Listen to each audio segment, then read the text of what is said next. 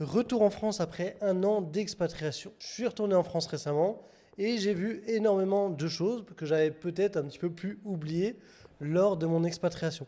Donc je vais vous raconter quel est mon retour, mais surtout j'étais en France avec ma copine paraguayenne qui découvrait donc la France pour la première fois et je vais également vous faire part de ses réflexions. On a vu pas mal de choses choquantes, négatives, mais également, en toute honnêteté, on a également vu quand même du positif. C'est vrai que la France, en tant que touriste, c'est pas si mal. On va en parler dans cette vidéo. Donc, première chose qui nous a choqué en France, c'est évidemment le coût de la vie qui continue et continue d'augmenter. Je ne sais pas si vous arrivez à vous rappeler pendant votre enfance, votre adolescence, quand vous alliez au cinéma, ça pouvait coûter à l'époque 3 ou 4 euros. Ou même acheter un kebab quand on sortait du lycée avec les copains, c'était toujours bien de manger un petit kebab. C'était 4-5 euros. Et en fait, j'ai vraiment halluciné en voyant les prix. Aujourd'hui, séance de cinéma entre 10 et 15 euros. Un kebab, j'ai vu des kebabs à plus de 10 euros. Ça rend complètement fou. Donc déjà, c'est un des gros défauts actuels. L'inflation qui continue d'augmenter, les salaires français qui n'évoluent pas vraiment. Et donc, quand on est en France, même en tant que touriste, on se dit quand même, oh, c'est quand même super cher. En fait, on s'est peut-être aussi un petit peu trop habitué à vivre à l'étranger.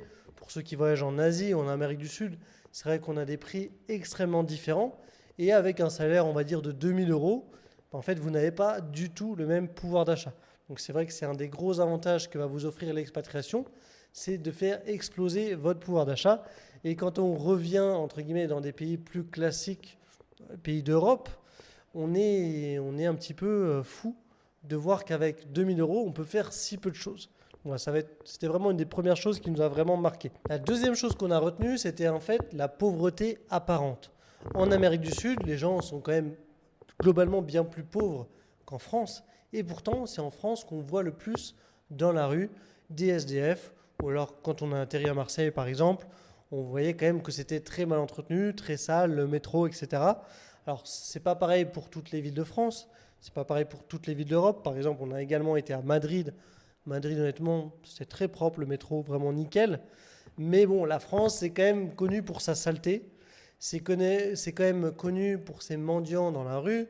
Voilà, il y a beaucoup de gens qui vont vous demander de l'argent de manière tranquille. Des gens qui vont essayer de vous arnaquer. Surtout quand vous êtes touriste, vous êtes à Paris, vous avez de fortes chances de vous faire dépouiller. C'est une réalité qu'on ne connaît pas forcément dans d'autres pays, en Amérique du Sud. Ici, on a très peu de gens dans la rue, on en a quelques-uns. En général, ce sont des gens qui travaillent, qui sont au feu rouge en train de vendre des légumes. Ils vendent des pare-brises, ils vendent des porte-clés. Voilà, ils vendent quelque chose. Ils se bougent pour trouver une solution, gagner de l'argent. Il y a énormément de gens aussi qui ont une maison. C'est une maison d'héritage familial. Et en apparence, vous allez vous dire, ils n'ont peut-être pas de métier. Mais, par exemple, ils vont cuisiner tous les midis. Et ils vont vendre des empanadas. Ils vont vendre du coca.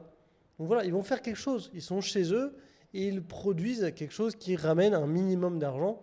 Alors, s'ils n'ont pas de loyer à payer, bah, au final, il ne faut pas faire rentrer tant d'argent que ça, mais ils font quand même une activité.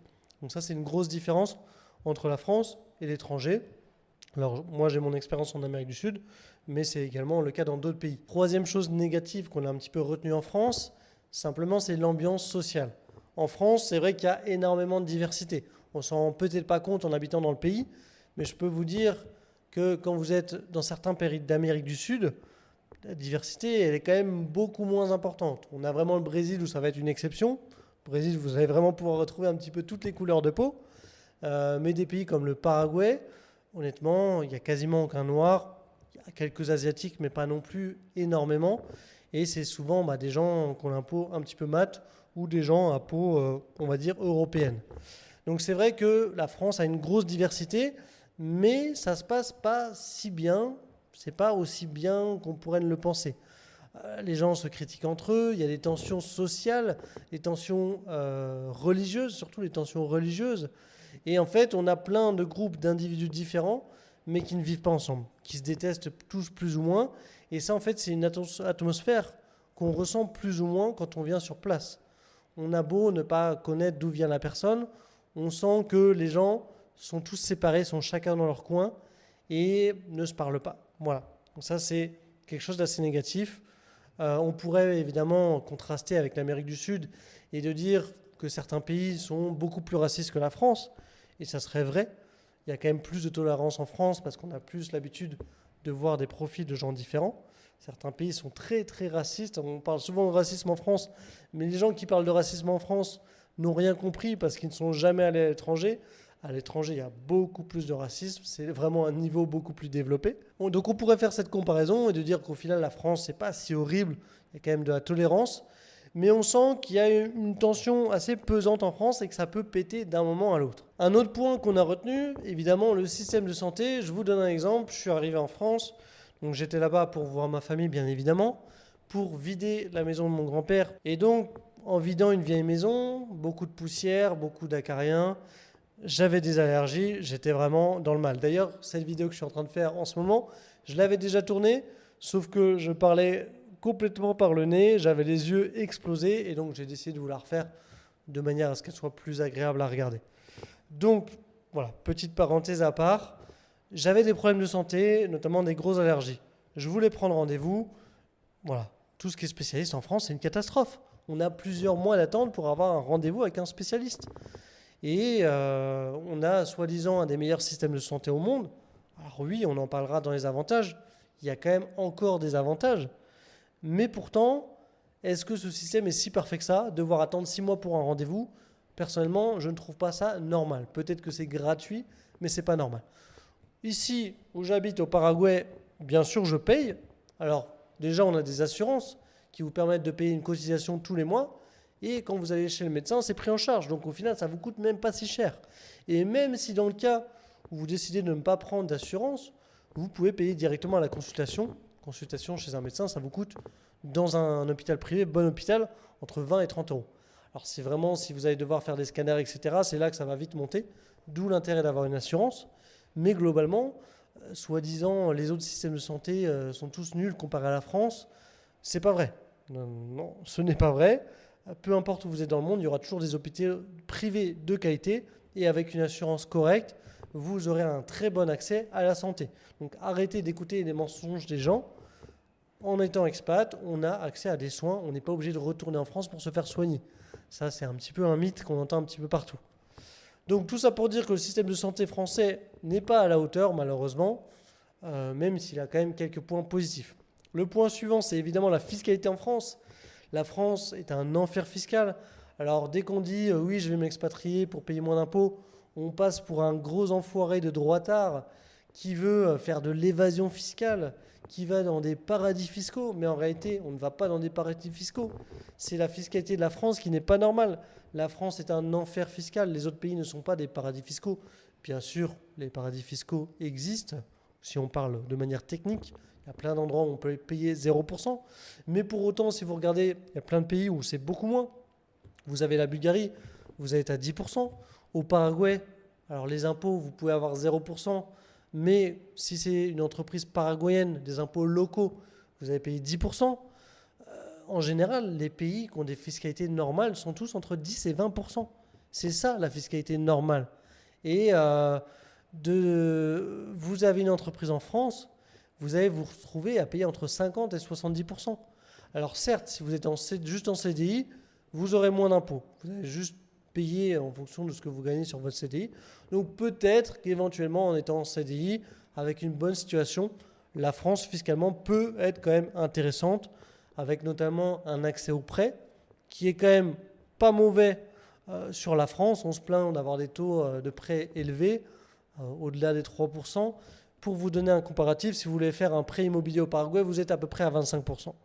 Donc, globalement, la France, c'est bien. Au niveau des prêts, vous êtes salarié, vous faites des prêts, vous achetez de l'immobilier, vous pouvez investir. C'est quand même un bon système de ce côté-là, on ne va pas cracher là-dessus. Par contre, dès que vous commencez à vraiment vouloir faire votre propre argent, vous avez toutes les emmerdes qui vous tombent dessus. Donc être entrepreneur en France, c'est clairement pas avantageux. Et la France est un enfer fiscal. D'ailleurs, ils commencent à essayer de vouloir taxer les gens expatriés. Ils vont venir nous chercher à l'autre bout du monde. Ça fait 5 ans, 10 ans qu'on n'a pas mis les pieds en France. Ils vont continuer de vouloir nous prélever de l'argent. Alors ça, c'est inadmissible, bien évidemment. Alors pour le moment, l'amendement a été passé. Ils sont revenus un petit peu en arrière. Moi, je pense qu'on a encore quelques belles années devant nous. Voilà, j'essaie quand même d'être optimiste sur ce point-là. Je vous ferai peut-être une vidéo plus détaillée sur le sujet pour en parler vraiment de manière approfondie. C'est un sujet qui est quand même assez tendu actuellement. Ça fait plusieurs années qu'ils en parlent. J'en avais déjà parlé dans une vidéo précédente. Mais ça va finir par nous tomber sur la gueule. Même en tant qu'expatrié, on va finir par se manger une taxe. Donc c'est pour ça qu'il faut vous préparer dès maintenant pour partir. Et potentiellement, si vous êtes entrepreneur, ça peut être très intéressant d'avoir un second passeport pour peut-être à terme renoncer à votre nationalité française qui ne vous apportera au final que des emmerdes. Donc voilà, la fiscalité française est une catastrophe. C'est également une aberration. On cherche vraiment à vous nuire directement. On ne cherche pas à ce que vous aidiez le pays. On cherche vraiment, tous ceux qui ont de l'argent, c'est les esclaves de l'État, sincèrement. Ensuite, une autre chose qui nous a déplu en France, c'est que les gens, notamment les fonctionnaires, ont toujours une tendance à suivre les lois de manière bête et méchante. La loi, c'est la loi. Comme le dit la locution latine, dura lex sed lex. La loi est dure, mais c'est la loi. Mais pourtant, je ne suis pas vraiment d'accord avec cette locution latine. Voilà, comme quoi les latins, les romains ne disaient pas que des choses intelligentes. En France, je vais vous donner un exemple très simple. J'étais à Montpellier, donc pour vider la fameuse maison de mon grand-père, et donc pour profiter de la ville, profiter de mes amis, etc. Donc moi j'ai une petite tradition, j'aime bien ramener un magnète de mes voyages. Ma copine n'avait jamais vu la France, donc on commence à chercher des magnettes en tant que bon touriste. Et on entre dans une boutique à 5 € le magnète. C'est cher, mais bon, on est des touristes, on se fait pigeonner, c'est normal, il n'y a pas de problème. Et on voit 3 magnettes achetées, vous avez, c'était 12 € les 3. Donc 4 € par magnette au lieu de 5 €. Et bon, ma copine, elle voulait en offrir à toute sa famille. Donc on prend 7 magnettes. Donc on se dit logiquement, 7 magnettes, donc 12 € les 3, ça fait 12 plus 12, 24. Et le 7e, bon, techniquement, il devrait nous le faire payer 4 € et pas 5 €. Parce qu'on en prend quand même beaucoup. Ce serait bizarre qu'il nous fasse passer le 7e à 5 €. Et pourtant, c'est ce qui s'est passé. Ils nous disent, ah ben non, le 7e, il est à 5 €. Et voilà, je dis gentiment à la vendeuse, voilà, je lui explique qu'en termes de logique, bah, c'est pas logique en fait. Et la personne me répond de manière méchante. Alors, voilà, on est tombé peut-être sur la mauvaise personne, mais il y a toujours cette tendance en France à suivre des lois de manière bête et méchante et à vouloir aussi parfois un petit peu abuser du pouvoir. On est souvent confronté à des gens de mairie. On a plein de clients qui viennent faire leur résidence et ils nous racontent que les gens à la mairie ne sont pas possibles, qu'ils refusent de signer, qu'ils refusent de mettre leur nom sur les documents, alors que c'est leur travail. Dès qu'on donne un petit peu de pouvoir à un fonctionnaire en France, ou même à n'importe qui, ça devient une catastrophe. La personne se fait un plaisir méchant de suivre la loi de manière vraiment débile, disons les mots, tout ça pour vous emmerder et vous dire oui, c'est moi qui ai le pouvoir. Voilà, la personne a une vie pas forcément intéressante. À la fin de la journée, elle rentre à la maison. Tu sais pas ce qui s'est passé, Roger. Aujourd'hui, j'ai remballé 2 petits Français qui essayaient de me la jouer à l'envers. Voilà, c'est ça un petit peu la fierté des gens qui travaillent dans l'administration aujourd'hui en France. Donc ça, c'est un côté qui nous déplaît. La loi, c'est la loi, on est d'accord. Mais voilà, faut pas non plus être débile, quoi, simplement. Le point suivant, c'est qu'en France, il y a des lois absolument pour tout. Peu importe ce que vous voulez faire, vous voulez sortir dans la rue, vous avez une loi. Vous voulez construire quelque chose sur votre terrain, vous avez une loi. On avait d'ailleurs un exemple d'un client belge, alors pas français, mais belge. On va dire que ça reste un francophone. La Belgique et la France ont quand même beaucoup de points en commun. Cette personne avait acheté un gros terrain justement pour faire de la construction et rentabiliser son terrain. La communauté, la commune lui a dit « Vous n'avez pas le droit de faire plusieurs logements sur le même terrain ». Alors du coup, il s'est dit « Bon, je vais faire un énorme logement, je vais le mettre en plein milieu du terrain ». Il n'avait pas non plus le droit. Est-ce que c'est normal ? Alors oui, parfois il y a des gens qui font n'importe quoi, qui dévisagent le paysage. Bien sûr, c'est normal d'avoir des lois. Mais on est arrivé à un point en France où une minorité emmerde la majorité. Du coup, des lois sont passées et ces lois, elles embêtent tout le monde. Et en final, elles ne sont pas forcément justifiées. Donc on arrive vraiment sur un espèce de totalitarisme en France et qui n'est pas justifié. On se fait embêter de tous les côtés. Donc on n'a plus la liberté qu'on avait à l'époque. Alors moi je dis ça, voilà, j'ai 34 ans, ça fait peut-être un petit peu prétentieux de dire ça, mais n'empêche qu'à l'époque de mes parents, de mes grands-parents, on avait quand même plus de flexibilité sur ce qu'on voulait faire. Et notamment, c'est vrai qu'il y a beaucoup de gens qui viennent ici au Paraguay et qui disent Le Paraguay, c'est la France des années 60, des années 70. Non seulement, en termes peut-être technologiques. Alors, on a le dernier iPhone, on a des belles télés, on a tout le confort technologique. Mais si vous regardez les maisons traditionnelles paraguayennes, ça va être un style peut-être un peu plus ancien. Donc non seulement au niveau peut-être des constructions, au niveau de l'ambiance peut-être simplement, au niveau des commerces traditionnels paraguayens, c'est vrai que c'est un petit peu à l'ancienne. Et également au niveau des lois. Ici, on est beaucoup plus à la cool.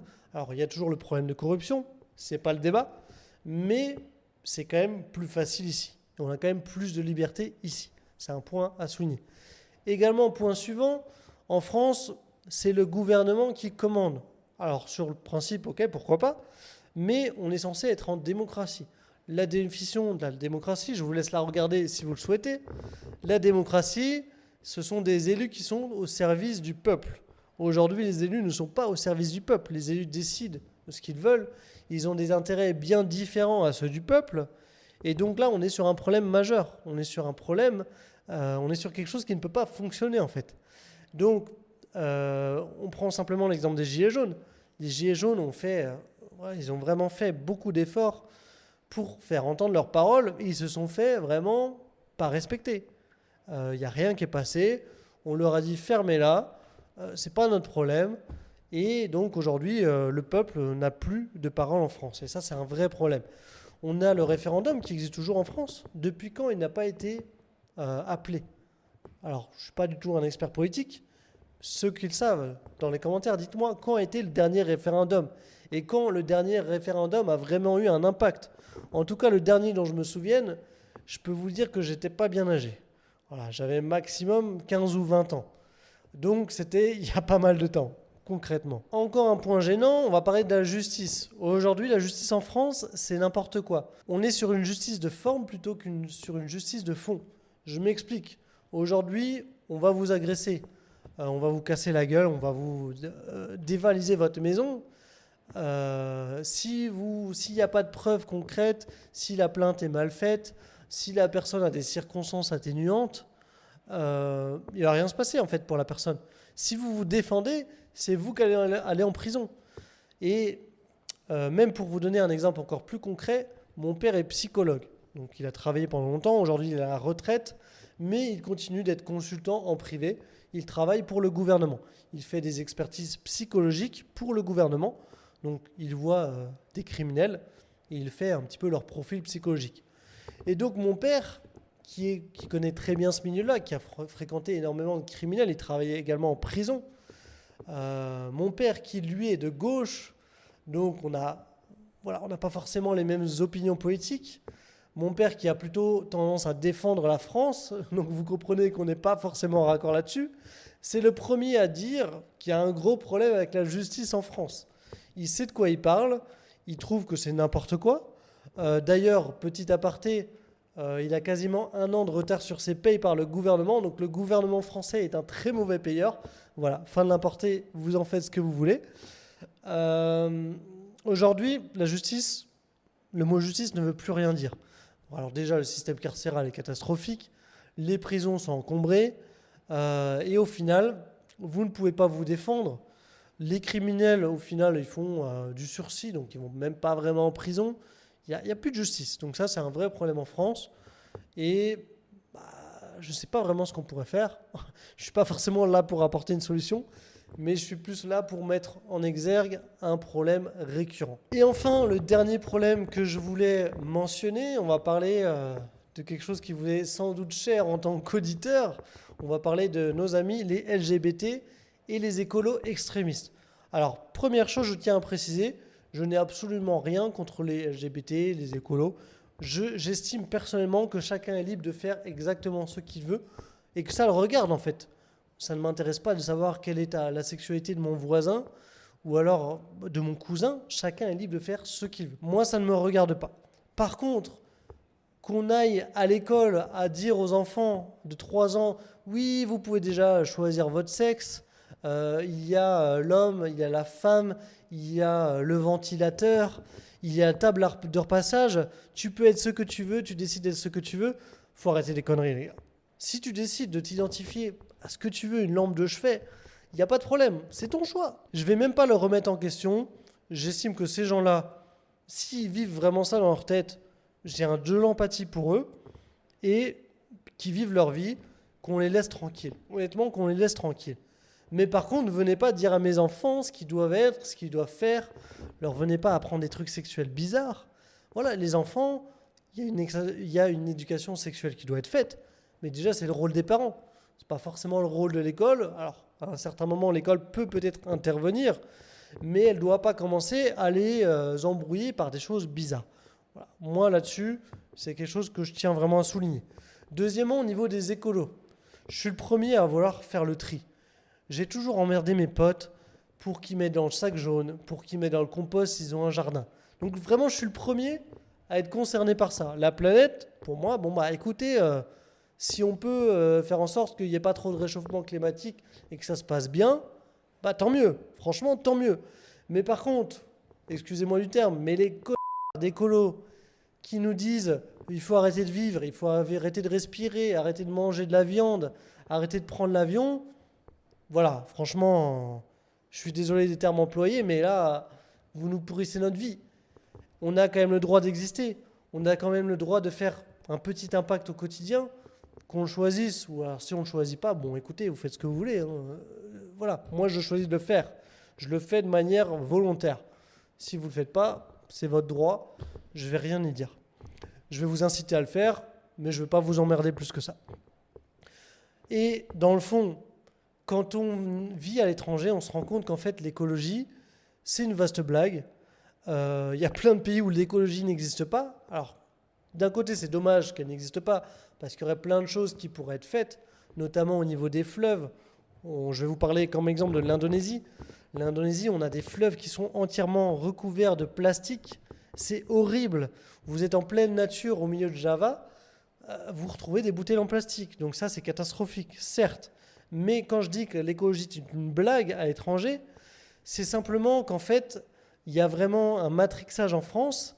Les entreprises ont un réel pouvoir sur la population et elles vous mettent la culpabilité sur le particulier. Alors qu'en fait, les gens qui doivent changer, oui, c'est un petit peu particulier, faire attention, bien sûr. Mais les gens qui doivent vraiment changer, c'est les entreprises. C'est sur les entreprises qu'on doit mettre la responsabilité. Et il faut arrêter de nous pourrir la vie, comme quoi de dire qu'on est tous des cons à manger de la viande, à prendre l'avion. On a le droit de continuer de vivre. Les gens qui ont un réel impact sur la pollution, c'est les entreprises. C'est les multinationales. Et c'est les mêmes qui investissent des millions, voire même des milliards, pour vous faire croire que c'est vous qui êtes responsable.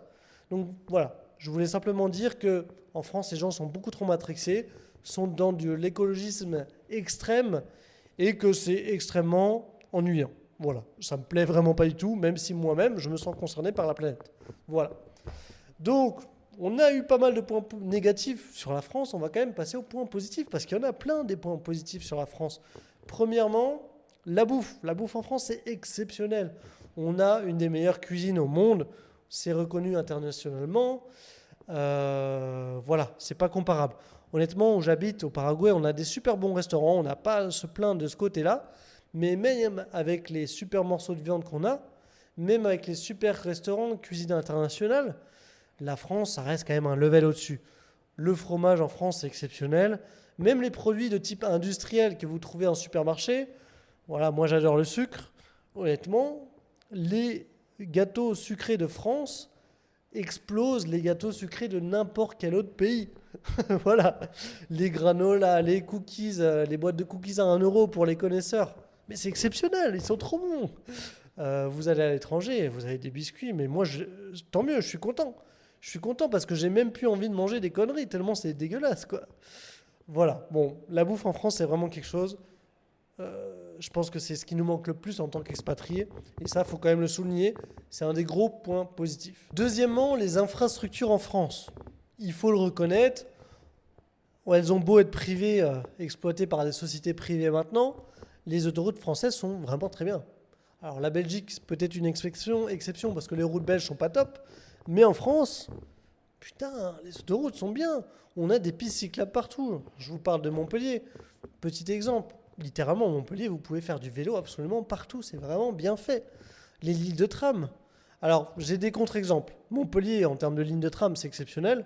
Bon, on a les travaux de la ligne 5 qui sont un petit peu relous. A contrario, bon, Nancy, ils ont supprimé tous les trams, ils ont fait n'importe quoi avec l'argent public. Bon, comme quoi toutes les villes se valent peut-être pas. Mais globalement, les transports en France, c'est quelque chose de vraiment bien fait. Ça coûte peut-être un petit peu cher, parfois le train, la SNCF, etc.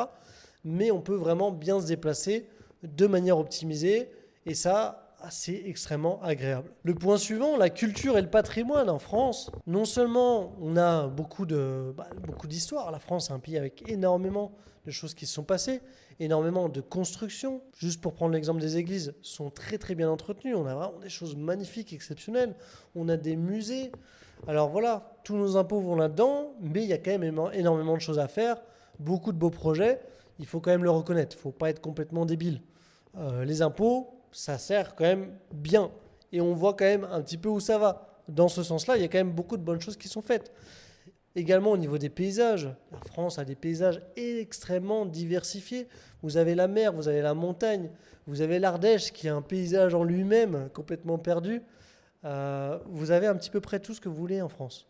Et ça, c'est rare. Honnêtement, c'est rare. Il n'y a pas beaucoup d'endroits dans le monde qui est comme ça. Donc honnêtement, c'est vrai que c'est quelque chose qui m'a plu énormément. Ensuite, c'est vrai qu'il faut l'admettre, on a quand même une très bonne qualité de vie en France. Non seulement par le climat, qui est vraiment un très bon climat, donc peut-être pas dans le nord de la France, tout ça, mais en tout cas dans le sud, c'est excellent. Ensuite, les gens ont accès à des sports, les gens ont accès à des loisirs. Même, imaginons, si vous êtes une famille pauvre, vos enfants, voilà, ils peuvent quand même aller à l'école, ils peuvent quand même aller à l'université, il y a des bourses.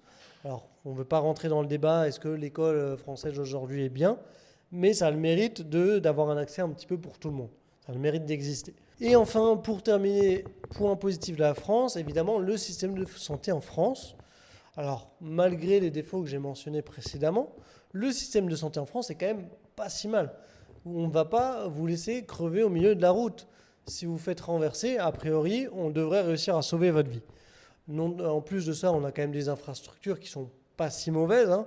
On va pas se le cacher, on a des médecins qui sont bien formés, même si là on est en train d'arriver sur des gros problèmes au niveau du nombre de médecins qui commencent à sortir des écoles, il n'y en a pas suffisamment et on va arriver sur un gros problème à ce niveau-là. Mais c'est des gens qui sont quand même bien formés, les écoles quand même restent encore de bonne qualité en France. On ne va pas vous laisser mourir. Et a priori, bon, le soin est gratuit, même si évidemment il est financé par des impôts extrêmement élevés.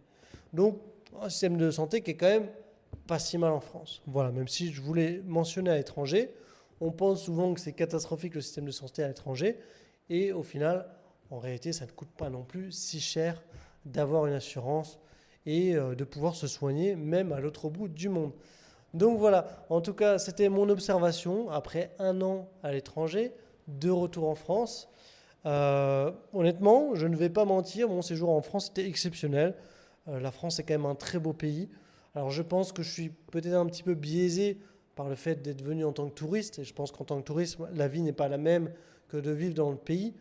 Même si j'ai pu ressentir des tensions, globalement, ça s'est quand même très bien passé. Donc voilà. Je pense que je reviendrai régulièrement en France tant que c'est encore possible, tant que les choses ne partent pas encore complètement en live, parce que je pense que malheureusement, dans les années à venir, on va avoir des gros problèmes à la fois politiques, des crises économiques, de plus en plus de choses qui partent dans tous les sens. Donc tant que je peux venir, je viendrai bien sûr avec plaisir. Je pense que la France a énormément de potentiel encore. Malheureusement, elle ne va pas dans la bonne direction. Mais en tout cas, je suis très bien étranger. Très bien en expatrié, très heureux et je vais le rester, je pense, jusqu'à la fin de mes jours. Il y a énormément de possibilités. Je parle beaucoup du Paraguay parce que c'est là où j'habite. Bien sûr, vous avez plein d'autres pays parmi lesquels vous voulez choisir. Je ne cherche pas forcément à vous endoctriner dans ma secte du Paraguay. Vous pouvez trouver ce qui vous intéresse dans plein de pays différents. Si ça vous intéresse d'être accompagné pour une expatriation, si vous ne savez pas forcément par où commencer, je vous invite à vous inscrire sur le lien en description. Je vous enverrai des ressources qui vous permettront de choisir le meilleur pays d'expatriation pour vous. Voilà, c'était Matt, en tout cas pour cette petite vidéo retour. Je vous dis à très bientôt. Ciao.